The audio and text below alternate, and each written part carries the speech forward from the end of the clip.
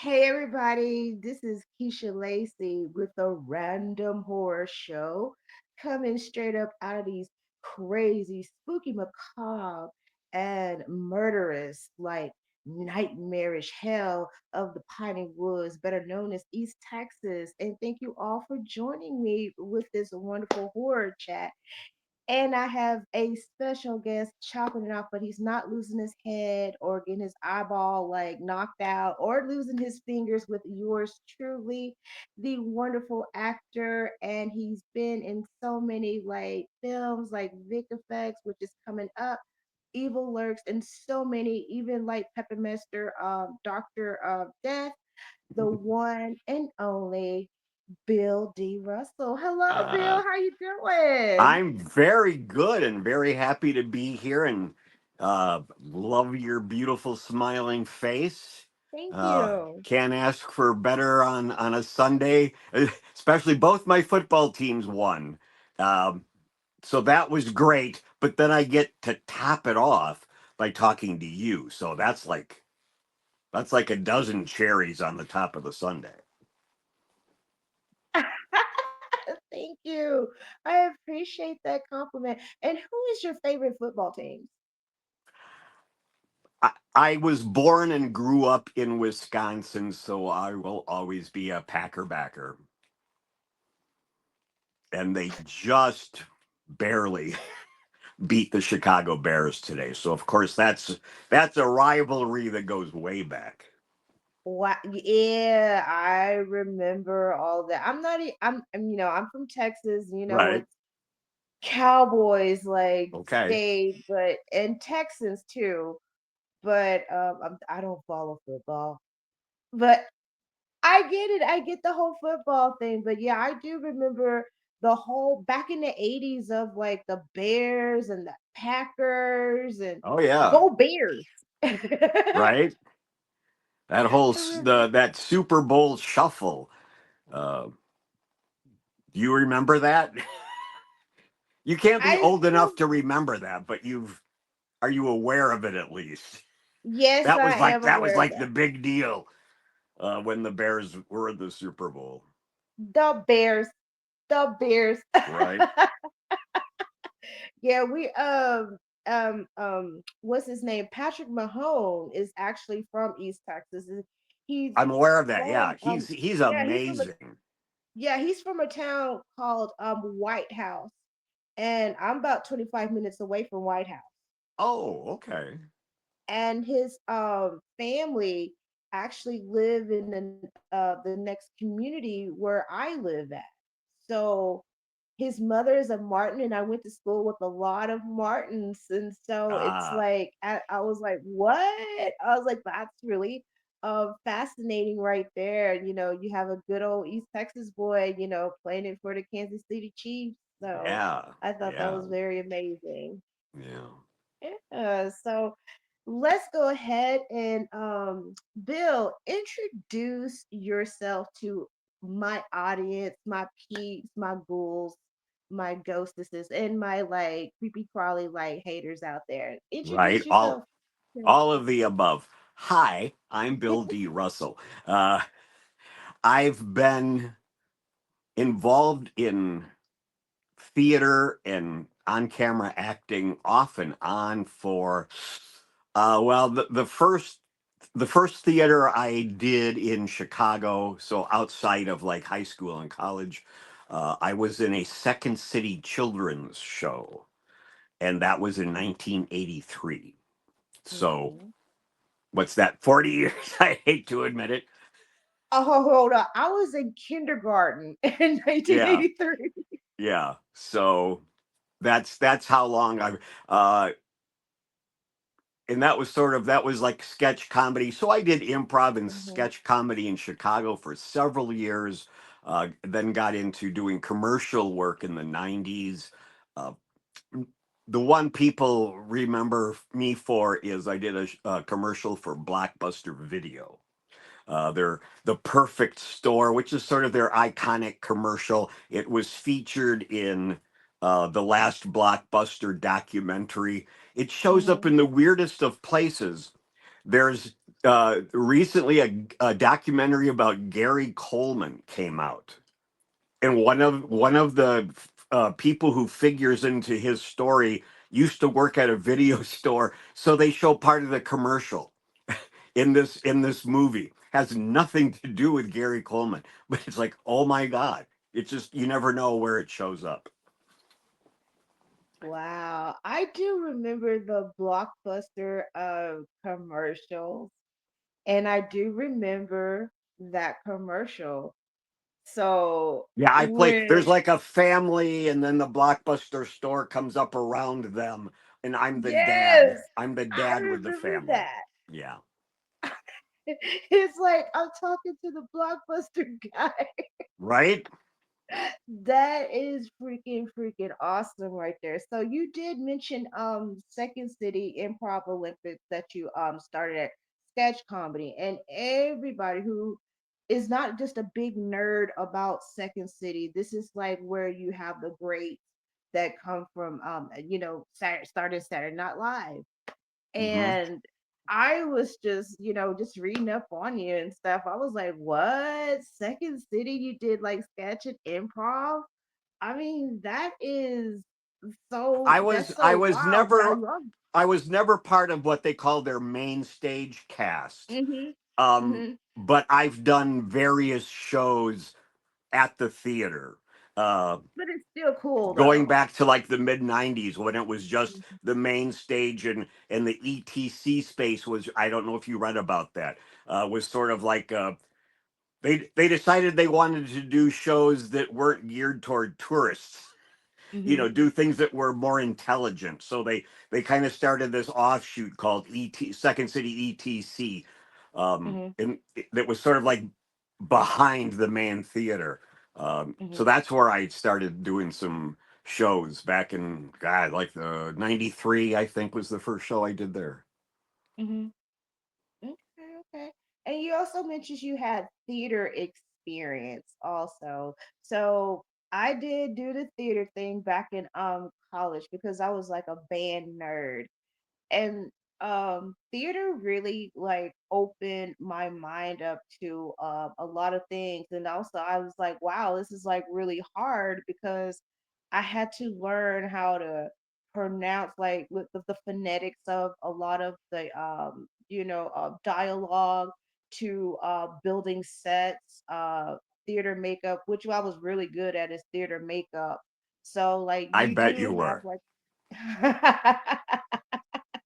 I know I like made my first beard and also did, which opened me up to like do one project of, I had to, we had to make something. I was like, you know what, I'm gonna go like Ted, like Tom Savini with this. I'm gonna make me a scar to Yeah, have like a there you go. blood and everything. Right. I like wore that like all day long and went to work with that. I was like, I'm going to like impress the shit out of everybody. Like, look what I can do. But like with theater, it does like give you that open main stage to be whatever character that you play, plus having, people just think like, oh, you're just on stage.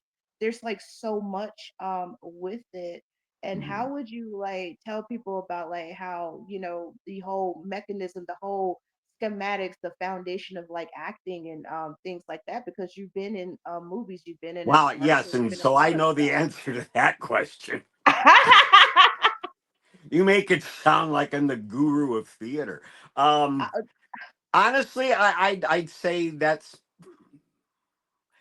I mean, if you're talking about the fundamentals of acting, that mm-hmm. can be different for every person. Well, Um, Stanislavski's method is what everybody thinks of, and they have certain preconceived notions about. But mm-hmm. Stanislavski was very much about taking from all these different theater experiences literally around the world, from Mm-hmm. Greek, and from French, from Chinese, uh, and basically said, choose what works for you, because it's not going to be the same for every individual.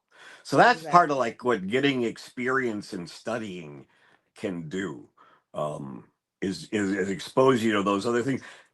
other people don't have to do anything.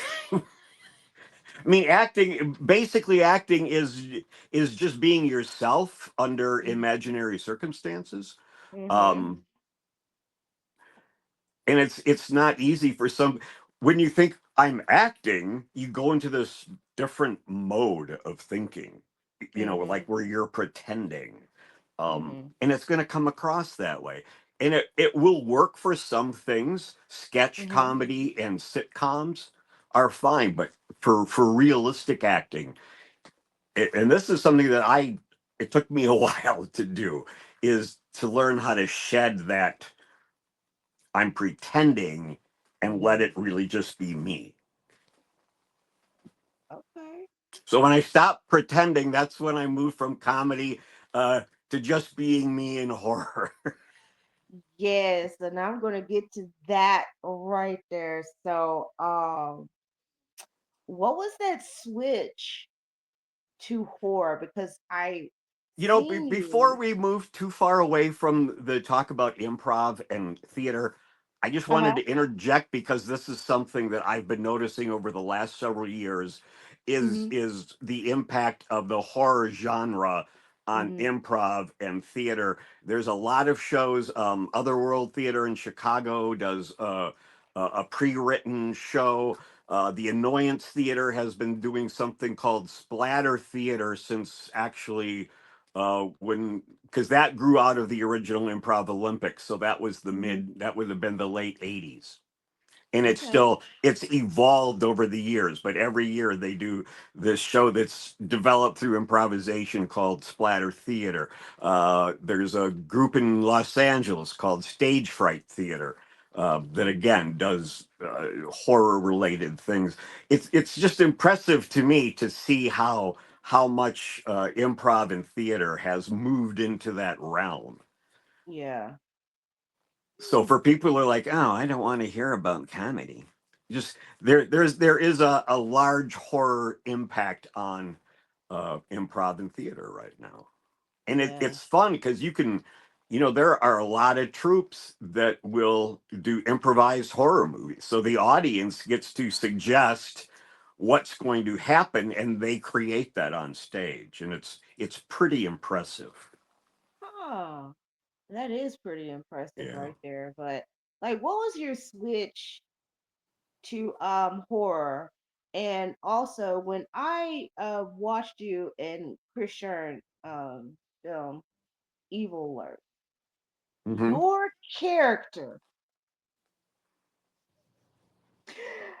I was about to come through the screen and scratch your eyeballs out. I was like, what is wrong with this man being this goofy, nosy ass neighbor? Right. And what he doing with this child? Why are you like that? Because I was about to strangle your character. And I told Good. Chris whenever he did his character, I told Chris, I was like, I was gonna whoop your ass. And I love he had a good laugh over that.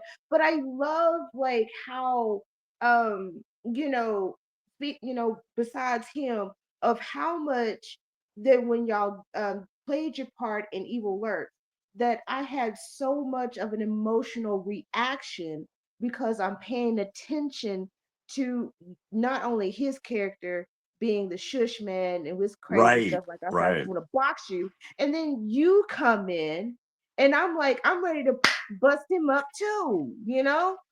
But like tell me how you got into that role of that neighbor because that I neighbor was creepy. You started off like, okay, he's a cool neighbor, and then you have this young lady, this young teenage girl, and her mom is uh pretend she's not crazy, but she's right, been locked up there with the adopted parents. There's some static there, there's some conflict there with the right. adopted parents and this young lady.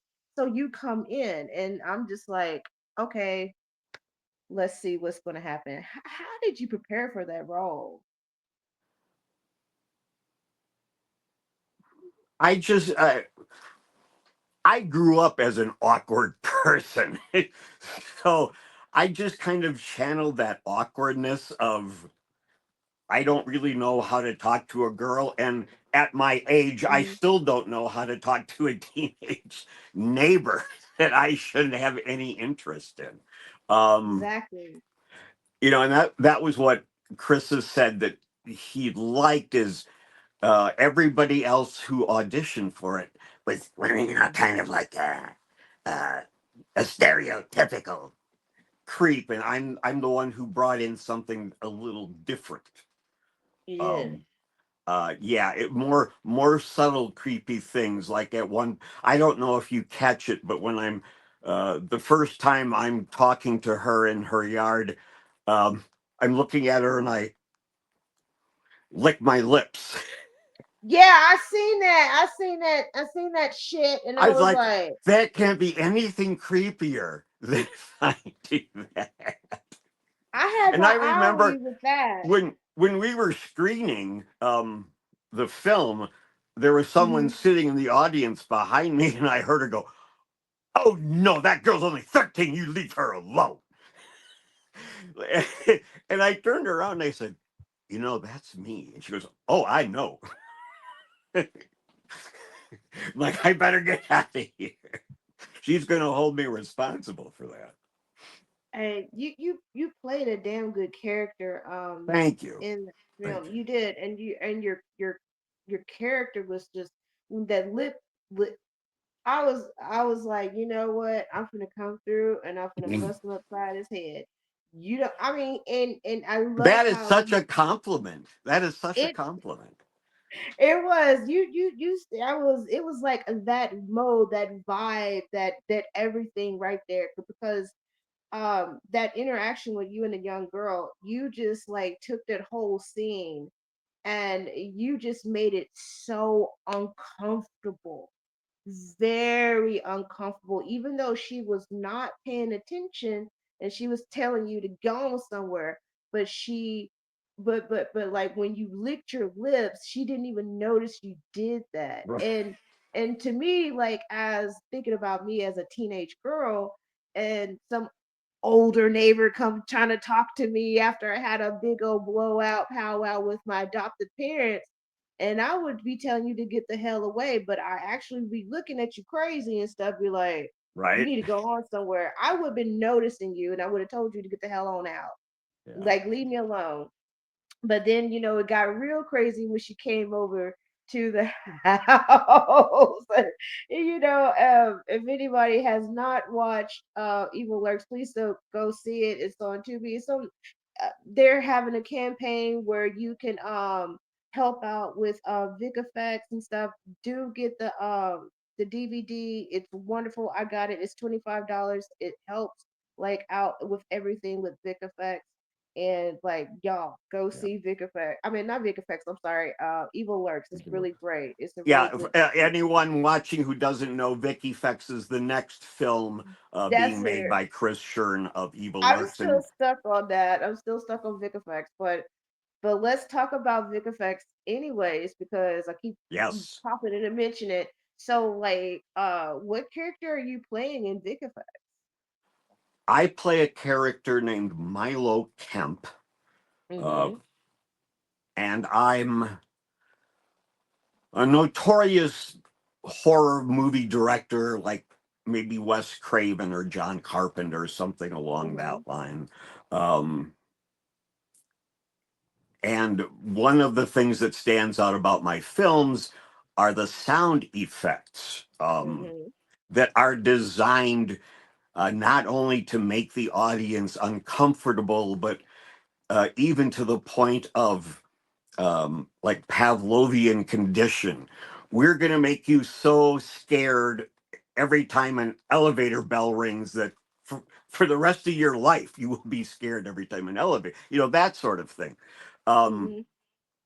and my longtime sound effects person, who's called a Foley artist Mm-hmm.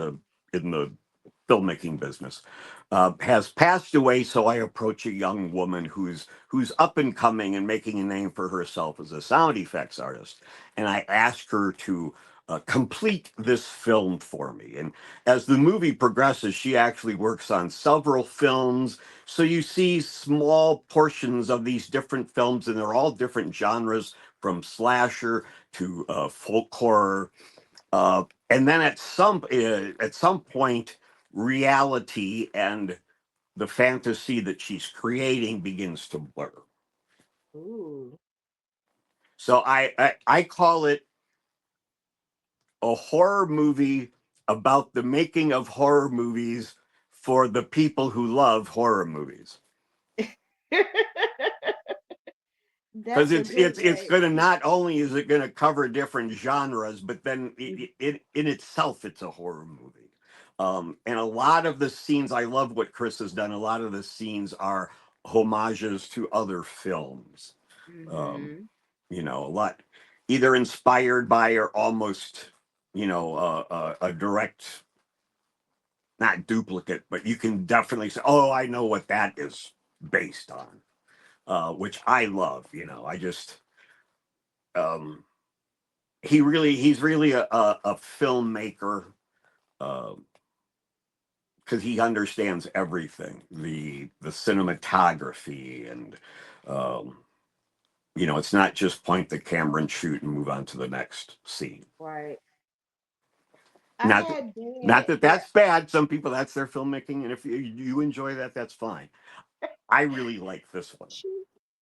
Now I had Chris and Dan on last Hmm. month, and we talked about the cinematography, but also when Chris did Evil Lurks, he did it on $1,000 budget. And I said, I was really impressed of what you can do with that $1,000 budget for Evil Lurks. Now this one, with Vic Effects, it's a bigger budget, Yeah. and I know, and I, watched him on Instagram, of like the whole process that he's doing. He's, making, all of these props. I did just him back in March. He was doing, looking up locations.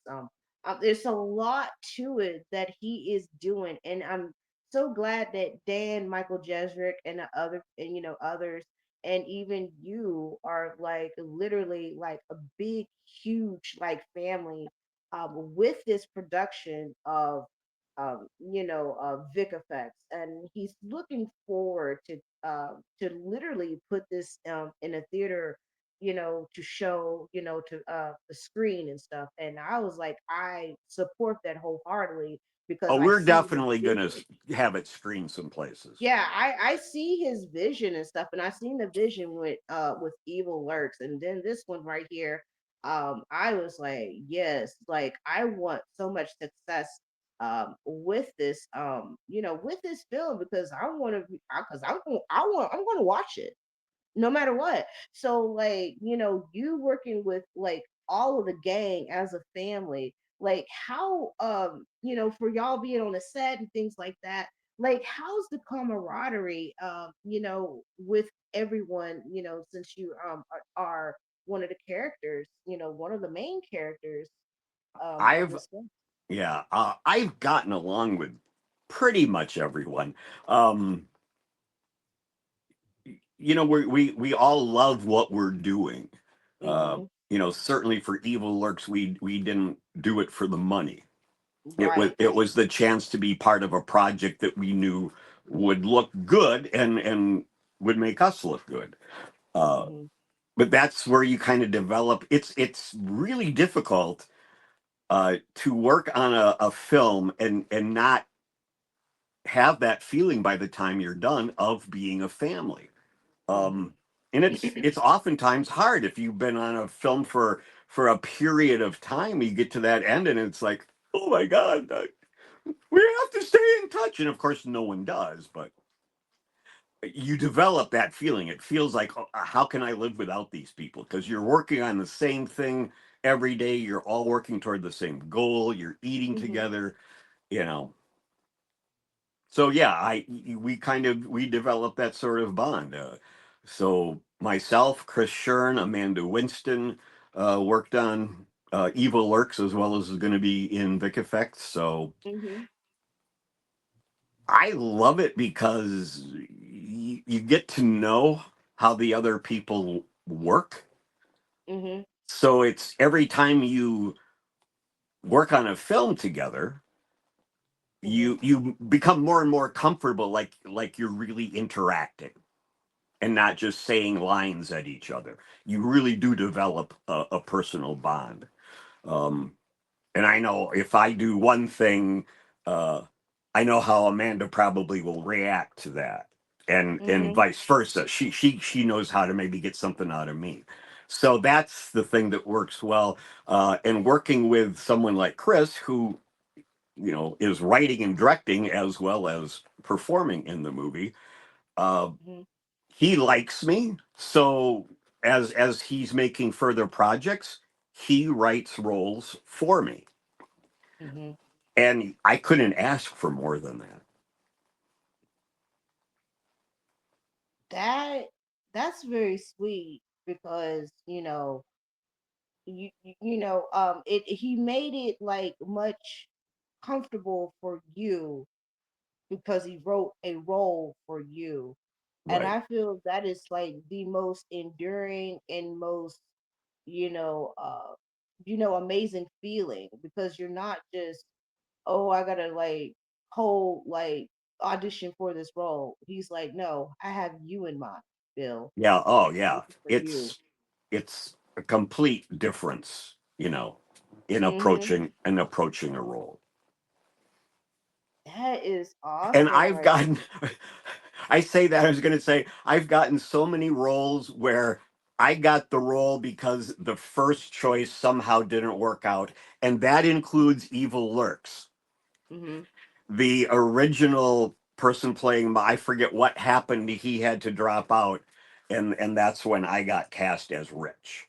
So yes, to have it be the other way around, where it's not, you know I'm not their second choice, I was the one they're writing the role for. That's wonderful. It is. It's like me. Okay, that's how you feel. You're like, okay, then. Oh wow. I mean that shoe. I'll be sitting on cloud 10, because of that. I mean, Right. Oh they yeah. literally had you in mind. I mean, And shit, you impressed him like in evil works. I mean, you impressed me. thank you. Well, and Chris and I have been talking about. I mean, basically, he's creating or wants to create a multiverse Mm-hmm. of each film. Really, somehow ties into the other one. So, future projects that we're going to be working on. One is going to reprise my character as Milo Kemp. Mm-hmm. It's going to be, uh, I guess, basically an anthology, but posed as a retrospective of Milo Kemp's films, and it will be the movies that were being made in Vic Effects, uh, Mm-hmm. and will be hosted by someone we're thinking about, Jessup Flux. So that's going to be a whole nother project related to Vic Effects, but separate. Right. And then we're also looking at a project that is totally separate from Vic Effects called Mm-hmm. Hug My Bones. I don't know if Chris talked to you about that when he was here. Uh, Mm-mm. it's and he's casting me as the lead in the picture. I'm a big businessman or whatever, but I have a drug addiction and I bottom out and I have to go into rehab. And my therapist assigns me to go to cuddle party therapy, if you know what that is. Mm-hmm. Do you? You can't get much creepier, I don't think, than cuddle parties. And while there, I get possessed by demons or something. So Not somebody, not a demon messing up the cuddle parties. No, no. I like that. I like that. I like that. I know the first time Chris told me, I was like, oh my God, what a perfect thing to set an uncomfortable movie in is a cuddle party. Yeah, because I like hugs too, but then I mean, I heard of cuddle parties. There's people that told me they went to cuddle parties, and I was like, it's just nothing but a whole bunch of y'all cuddling with each other. Yep, I was like, that Yeah, sounds it's cute. it's it's non-sexual. It is. It's non-sexual. I was like, that's cute and everything, but I was just like, I gotta know them for like maybe like a couple of times for me to just like open up and just like Yeah, cuddle, yeah, because I used to do Brazilian jiu-jitsu, and I was a little bit like, that's in my personal space, right. but it's non-sexual, and I don't know why people think like you're getting I was like, no, no, not a lot of things is sexual, it's Right. non-sexual. But it's more of me if I was like at a cuddle party, it's more of me. I have to get used to somebody that's a stranger in my personal Yeah. space. Yeah. And that's Yes. that's Ooh. that's what's going to be fun about the movie is my character, is definitely not uh, open to cuddling like that. He's a Mm-hmm. part of the rehab is that I'm estranged from my daughter, who will be played again by Amanda Winston, and I'm probably the kind of person that everything is sexual to me. So this is a court ordered therapy. I have to do it. So for me to figure out how am I going to make myself do this and not be overly awkward about it. Oh, this is going to And be I don't know I'm going to interesting. get possessed by a demon. Oh, this is going to be interesting. This is going to It be is. It's very, very interesting. yeah, yeah. It's going to be a lot of fun to play.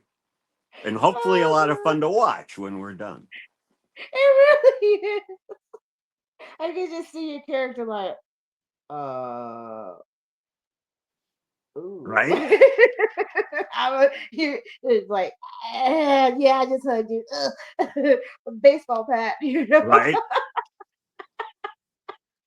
Oh my god. The So, next I'd be question I'd I be got the for kind of guy that would have a hard time cuddling and not having physical physical. reactions Yeah, to it, yeah, yeah, yeah.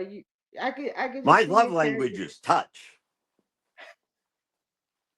I could just see your character just like, just can you just touch it, just blow on it for me, just, just, just little pee pee touch, just do a little pee pee touch, just okay, I'm good, I'm good. I'm glad you went there. Thank you.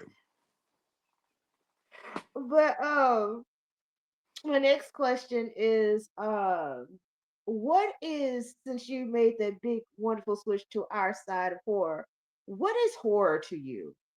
What does horror mean to you? That is a really good question.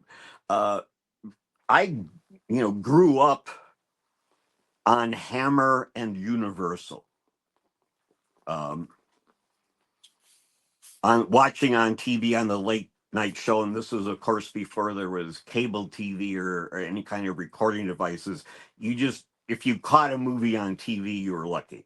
Uh, Mm-hmm. and I didn't have a theater close by. So Mm-hmm.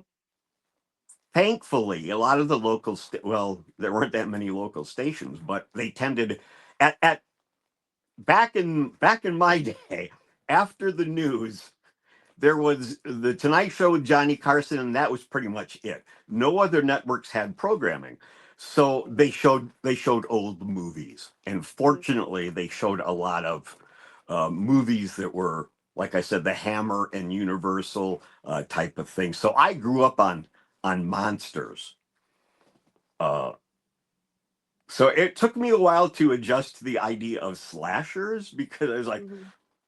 well, that's so you just got somebody walking around stabbing people. Yeah, it took. I had a hard time classifying that with horror. And that being said, I saw Halloween in the theater during its initial run in Chicago, and I loved it. But it was the ones more like Friday the 13th that at the time I couldn't get into those. Yeah. Yeah. See, like I saw I Spit on Your Grave again Uh-huh. in the theater during its initial run in, I think that was 1979. Mm-hmm. But there's a story to it, such as it is. It's a revenge film. Mm-hmm. So I didn't necessarily lump that in with the others. Uh, Yeah. Yeah. There's so many like different subgenres of horror. And yeah, and I you don't know, necessarily have a favorite. right. Although I love ones that are more psychological. Mm-hmm. Uh, it depends on my mood. Sometimes, like, yeah, I really just kind of want to have it on in the background, so I want there to be a lot of action. Every time I glance over, I want there to be blood spewing or naked bodies or something, or naked bodies spewing blood. Well, well, you know, you said Universal monster movies. So which one is your favorite out of the Universal monster movies? Back, Oh, one is your favorite? Dracula by far. Dracula. Dracula. Yeah.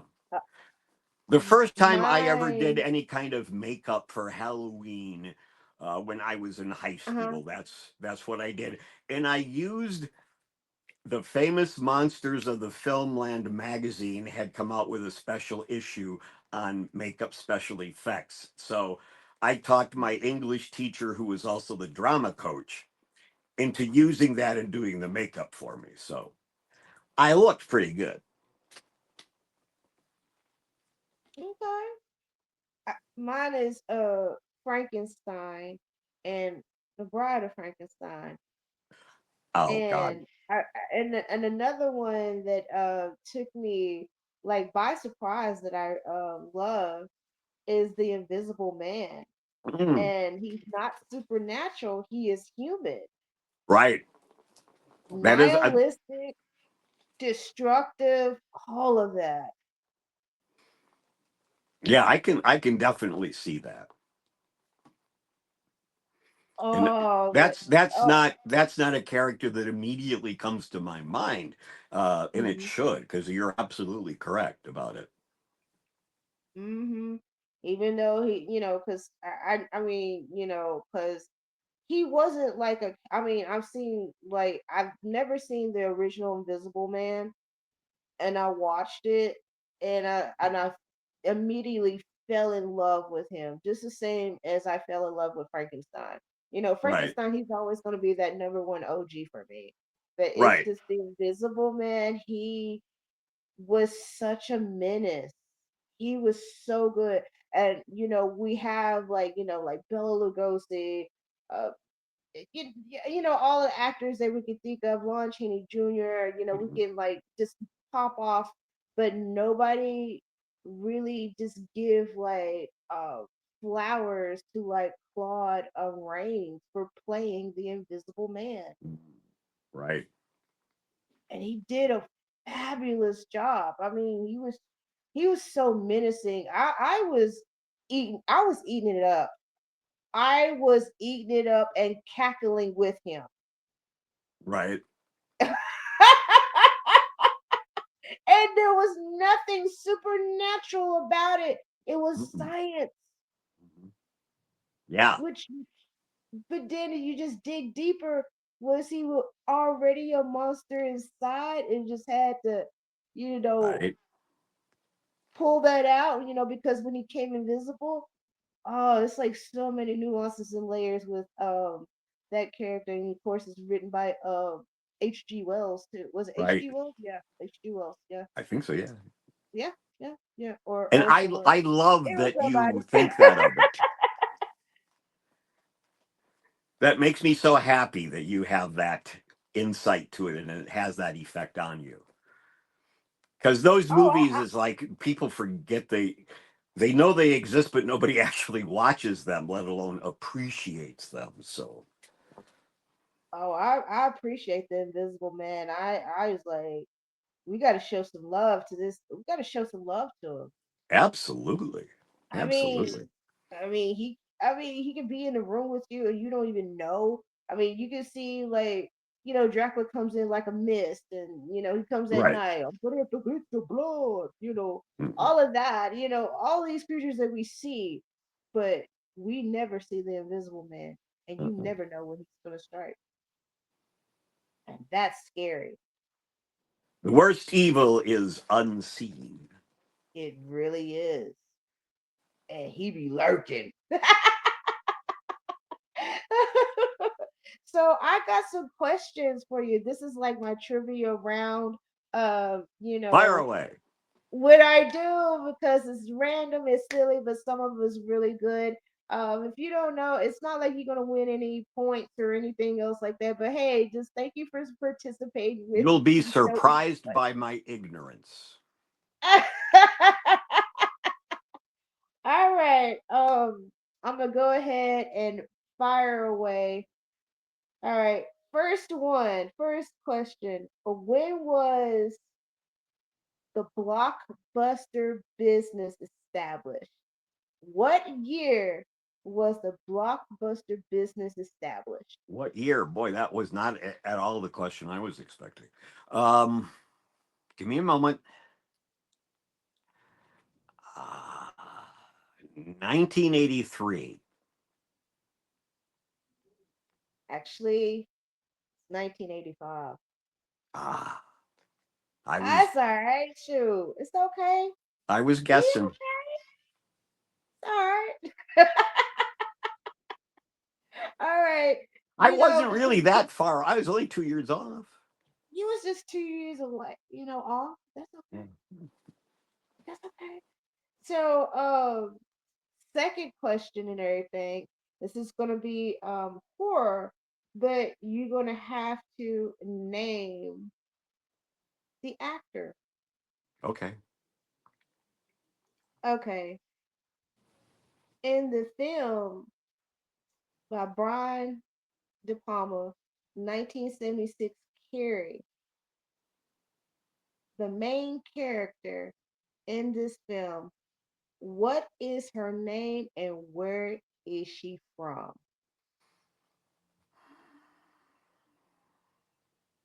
It's one of those I have the name on the tip of my tongue and I can't.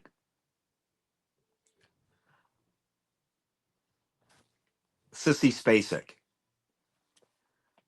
All who right. is from uh, Bedford, Massachusetts. Guess again. Oh, I have to guess again. Uh, she's from Texas. Okay. But where in Texas?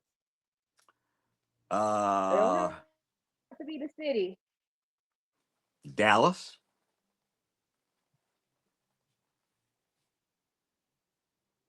I'll give you a hint.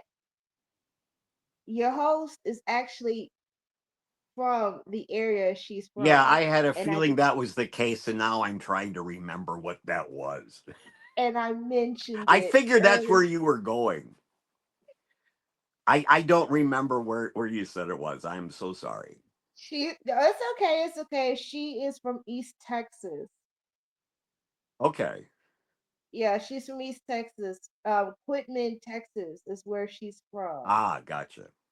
Yeah, Yeah, East so Texas, that I did remember. I just couldn't remember the towns, the name of the towns. it didn't matter like the town, but I was like, you know what? Let me see if he like paid attention. I Let me did see if remember East Texas. Yeah, she's from East Texas. She's from Quitman, Texas. I'm from Henderson, Texas, so I'm an hour and a half away from where she was born and raised. So Ah, yeah. gotcha. Yeah, I was really excited. I watched Carrie. I loved Carrie when I was 14 years old, and of course I like read a lot of Stephen King books. And when I found out that she's from here in from Quitman, I was like, well, that's super cool. I'm like, she got the hell up on out of here. She packed her bags and like, I'm finna go. Yeah. I'm tired of looking at these pine trees and getting allergies. And she's also a songwriter and a singer, and she's Yeah. very talented. She's She extremely really is. She's talented. really Yeah. talented. Pretty talented. All right. So, third one. I don't know. You may not get it, but I'm gonna give you. I'm gonna be a little bit more easy here with this one. So, I appreciate that. these are actually all um horror, but there's also some sci-fi with it. With three of these films, and it stars Simon Pegg and Nick Frost in them. All three of these movies when they came out. So it's called The Cornetto. Can you name the three films that Simon Pegg and Nick Frost all starred in? Shaun of the Dead. There you go. Um. Hmm.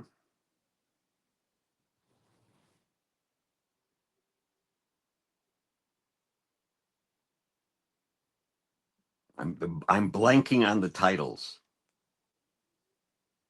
I'll give you. It's like I'll I let can see the posters. You know. I'm like, God damn it. There's another one. They were police officers, and they was in a small town. Oh. See, I know the movie you're talking about, and for the life of me, I can't think of the title. Punch that shit. I Oh. love that line. Punch that shit. Right. um, they kept calling him Sergeant Angle instead of Sergeant Angel. Right. I cannot remember the title. Hot Fuzz. Now I remember the title. And there's another one after Hot Fuzz. It's a you Was know that the one with the little friends. alien? No, it's not Paul. Oh, that's This is yeah. another Okay, film. that's the one I was thinking maybe. Okay. Um, There's another one. To go back to yeah, their hometown for a night of drinking at the pub, but they found out their town was taken over by robots, aliens, no bots. yeah. Again, I remember the film. The world's end. What? The world's end. Oh, okay. Yes, so it's called and it's also called the Cornetto because each movie it has the Cornetto ice cream cone. Oh, Sean, yeah, it's called the Cornetto. I All didn't three know of them. that.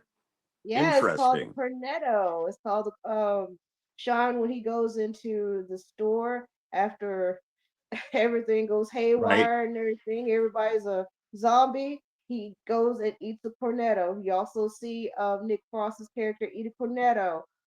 Whenever in Hot Fuzz, guess what? Nick's character is eating a cornetto. Another. Uh, then in the last movie, which is the completion of it, Nick Frost's character he sees the cornetto paper flying through after everything blows up, and he's like, oh, he's like, oh my god, there's a cornetto. Oh, but he doesn't eat one because everything is destroyed and there's no more cornettos.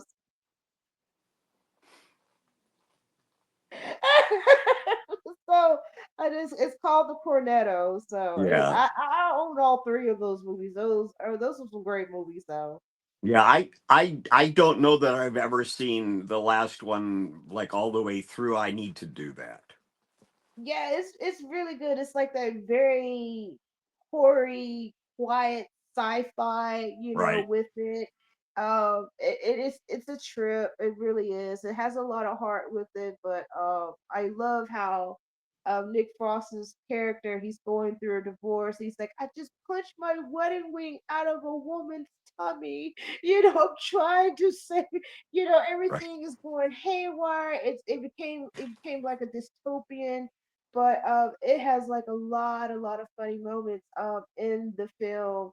It's a trip. I mean, you'll get a big laugh out of it. You get a little bit you a bit scare out of it too. Makes Yeah. you think you're like, oh my god, an alien invasion finally taking over. You'll love it. You'll love it. Cool. Excellent.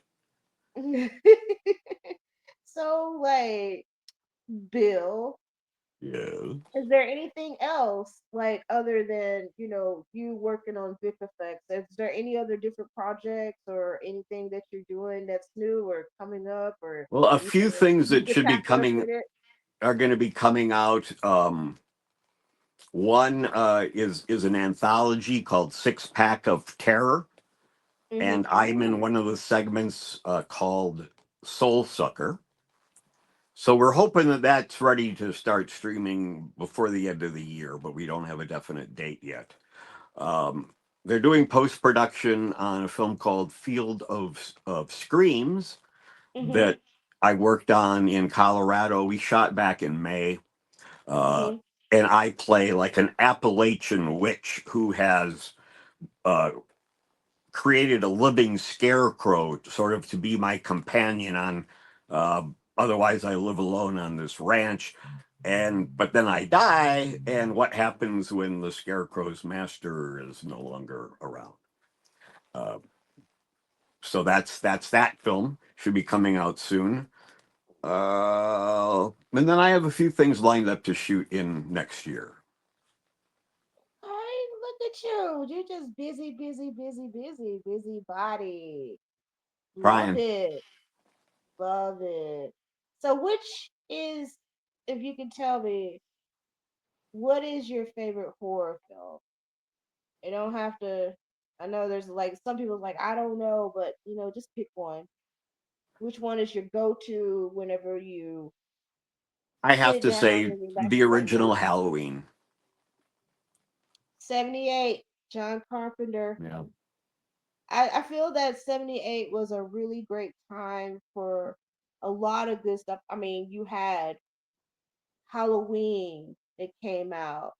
Mhm. Um, Dawn of the Dead. Mhm. I was born in 78. There was like some really good bangers of like horror films when I was in that wonderful time of year. Right.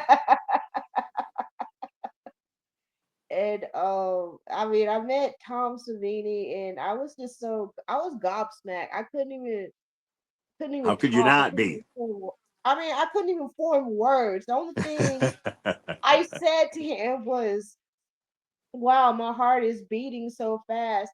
He's like, well, that means you're alive. I mean, he's just so soft, and Yeah. I couldn't Oh, do nothing but laugh.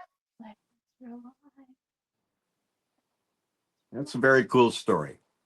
It is, and he was really, really he was such a gentleman. He was so kind, and I was wanting to meet Tony Todd next year, and unfortunately, he passed Yeah. away, and he was one of my favorite actors that I Mhm. wanted to meet and chit chat and talk to. And there's just so many people that remember Tony Todd, Oh, not just from his yeah. work as Candyman. He did a lot of films. I mean, he did Wishmaster. He was such a good, like, awesome, like, character in Wishmaster. And then, of course, The Crow and Oh, that voice of his. yeah. And you couldn't like forget the remake of Night of the Living Dead. I mean, he and I mean we had Nunn. I forgot his first name. I think it's Dunn, yeah, or something, Bill Dunn or something. No, Dwayne Jones. I'm sorry, Ah. Dwayne Jones, who did he was the OG, you know. Mhm. And when I seen the remake, and I'm thinking like this is gonna be terrible.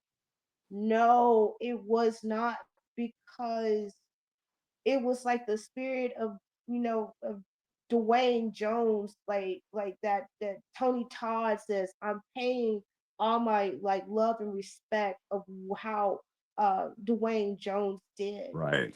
And Right. he really did go up there where he was at, and he did. And I was like, I never forgot how Tony Todd just like blew me away, just like Dwayne Jones did. Right. Very cool.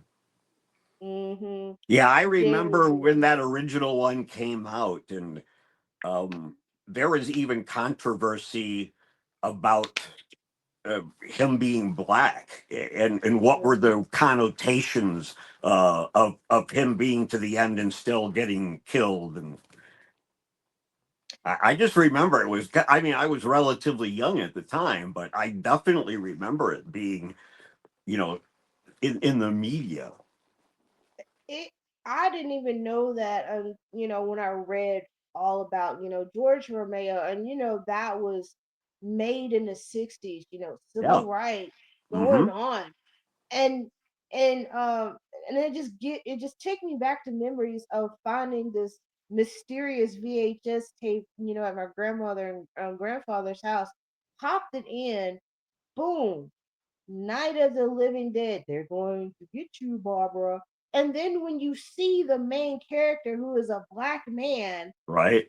and you're and in my mind when I watched it, that just blew me away for something. And I was like, wait a minute, is this the same film that I'm watching that is back in the 60s, that they had a black man as the main protagonist, the hero, the character, everything? And in the end it was so sad because they shot him. And Yeah. I was appalled, and I was really sad because during that time it was, I wasn't thought of. Right. But when you see that, as younger, and you're like, who made this movie, who did this, Right. who literally said, you know what, I'm gonna be forward with this, kind of like how Gene Roddenberry, when he put Star Trek, Oh you yeah, understand. absolutely.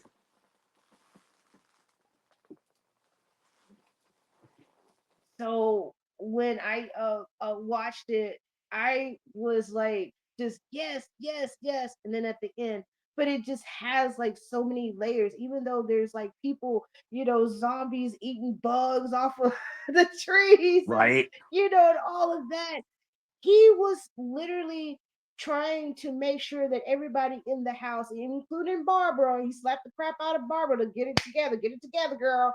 Yep. I was like, "Ooh, you look rough," but okay, then, But it was just a messed up situation for everybody, and even though the survivors that was in there, they was trying to like, you don't tell me what to do, Right.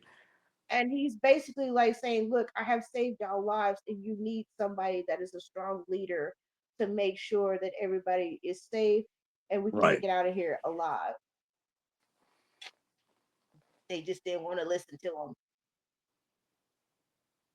and it's sad. Yeah. It took a horror movie to show that, and it's a classic. Yeah.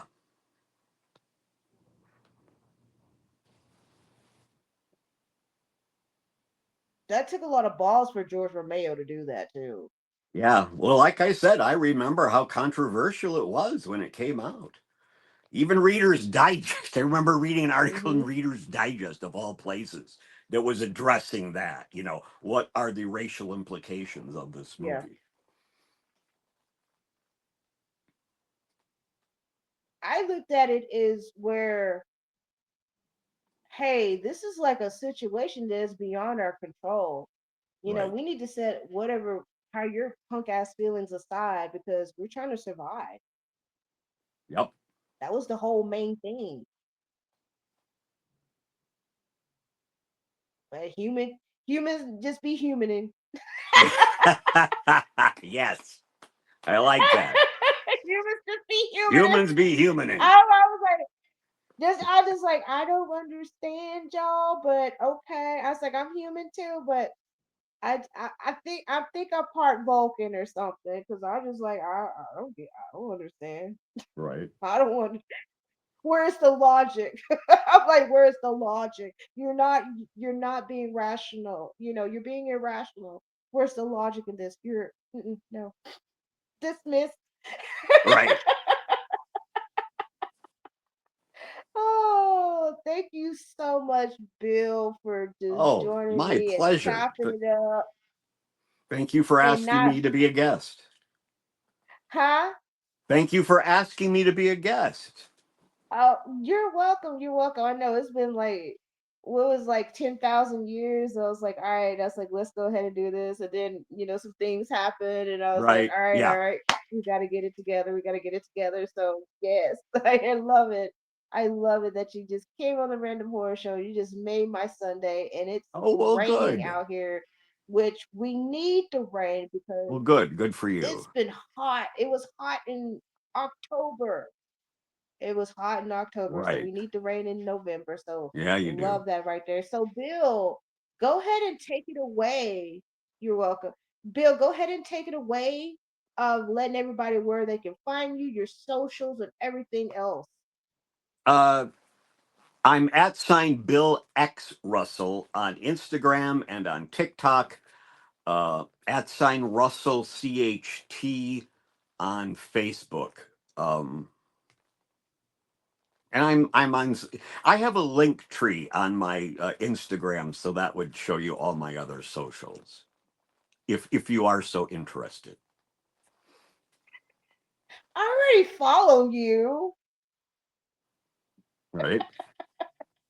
I do. I follow you and everything, and I love like how your Instagram page is like so nice and cool, and I was like, oh snap, you posted, I had to say something to you. Well, thank you. I appreciate that. You're welcome. You're welcome. And I very much have enjoyed talking to you. thank you. Appreciate it. Appreciate it.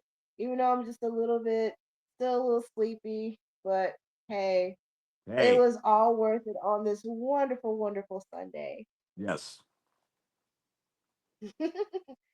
And everybody, y'all can follow me on Instagram at the Random Horror Show, Facebook, YouTube, and I'm still barely trying to get the whole schematics of TikTok. I'm on TikTok also. And you can drop me a line at the random horror show at gmail.com if you are an actor, you are a like filmmaker, music, whatever you do in the horror genre. Doesn't even matter with science fiction, fantasy, whatever like that. If you just want to come and chop it up with yours truly looking all cute and pretty and everything else like I am, and I just keep it like real and keep it 100, you can contact me to for an interview. And thank you so much. thank you. You're welcome, Bill. I'm Keisha Lacey, and this is the Random Horror Show.